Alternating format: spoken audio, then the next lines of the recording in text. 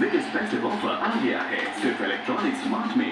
खरीदारी कीजिए और जीतिए 1 करोड़ रुपए का cash prize, LED TV, AC और डिश वॉशर।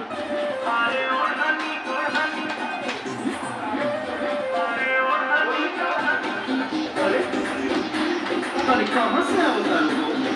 हमारी ताकि पैसा था। अरे वाह!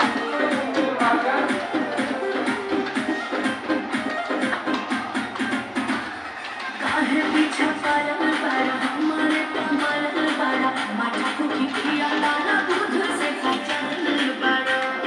क्या ऐसा नहीं है। देखा जाता रूह भगिया कोरी, कहा उतारू हरिया कोरी। कहानी हरी और हम तो हर छूटल